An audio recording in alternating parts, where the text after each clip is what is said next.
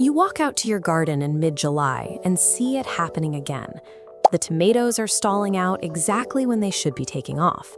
The pepper leaves are yellowing at the edges. You bought the expensive bags of compost, you set up the complex drip tape, and you spent your weekends wrestling a heavy rototiller through the dirt.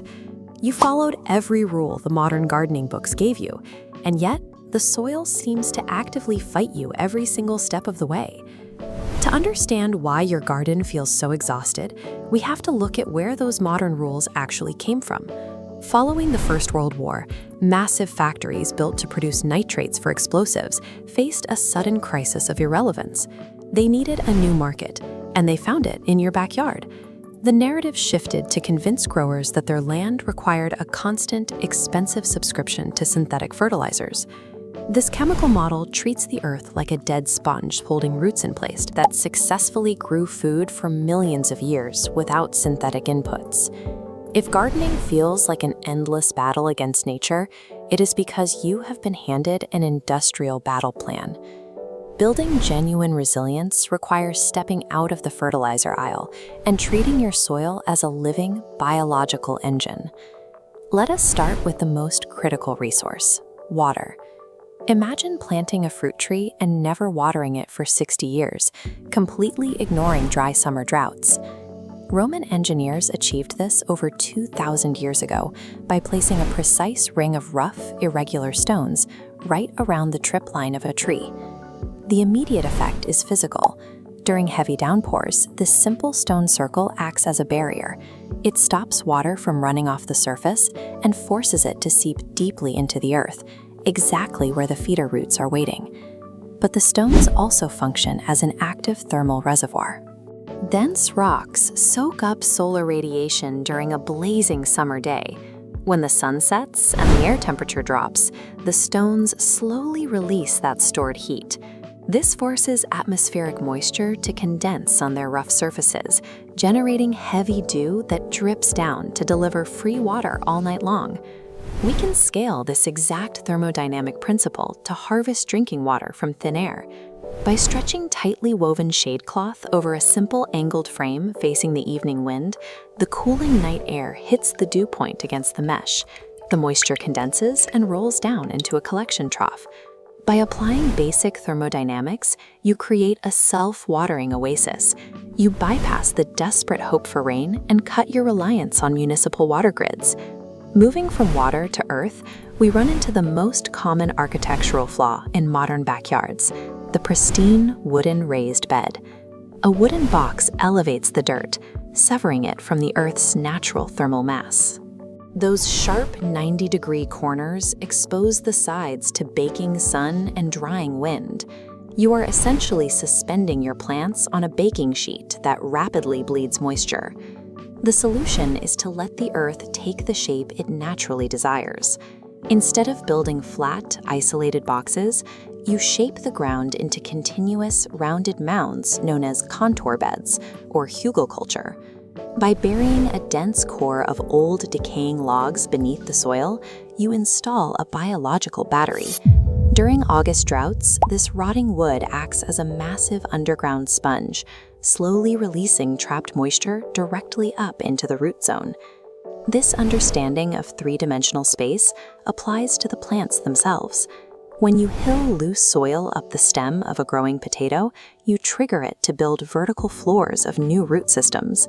When you angle tomato vines outward on a V-wedge trellis, you expose every leaf to sunlight while casting a permanent, protective shadow directly below. This shaded tunnel remains 10 to 15 degrees cooler, allowing you to grow highly sensitive greens right under the canopy. Nature avoids flat lines and sharp boxes. By embracing three-dimensional geometry and continuous curves, you increase your total food output in the exact same physical footprint. This brings us to the most frustrating chore in the garden, the traditional compost pile. Raking autumn leaves into a massive heap and waiting for them to break down usually leaves you with a cold, slimy mess. Leaves are heavily protected by a waterproof structure and are almost purely carbon. Stacking them passively presses out the oxygen, creating an anaerobic preservation chamber.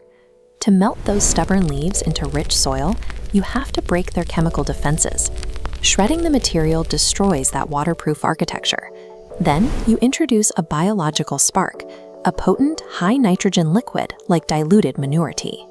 This concentrated protein bath corrects the chemistry and triggers an immediate bacterial bloom. You can use a similar technique to wake up exhausted, hard-packed garden beds.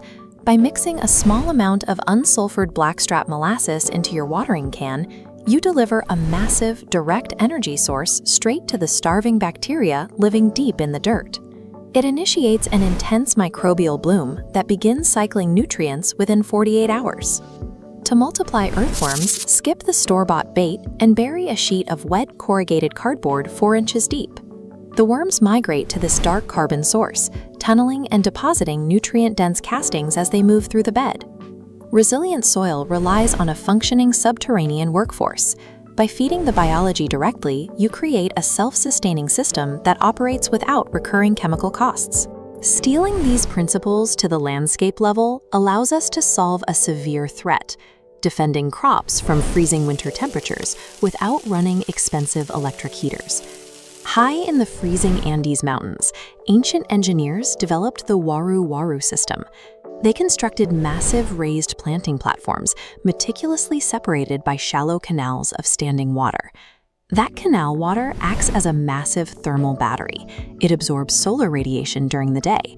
When the frost arrives at night, the water continuously radiates that stored infrared heat right back onto the raised beds, keeping the crop roots safe. These same principles of passive thermal management take a different form in the geodesic dome. By using interconnected triangles, the structure maintains a high internal volume while exposing the least possible surface area to the wind. Bitter winter gusts slip around the aerodynamic frame, allowing the interior to retain solar heat absorbed during the day. By tapping into the Earth's permanent thermal mass and utilizing aerodynamic geometry, a grower severs their reliance on the winter power grid. Finally, we have to look at the atmosphere itself. You live inside a massive planetary capacitor between a positively charged ionosphere and a negatively charged Earth. By placing simple, spiral-wound copper antennas in the soil, you manually close this broken electrical circuit. This continuous microcurrent shatters chemical bonds in the dirt, pre-digesting complex minerals for the plants. Crops grown in this environment show significant increases in size and biomass without the need for additional fertilizer.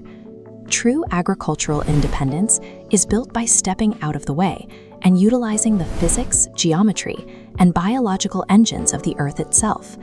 By unearthing these ancient blueprints, you stop relying on vulnerable supply chains and start building a resilient legacy.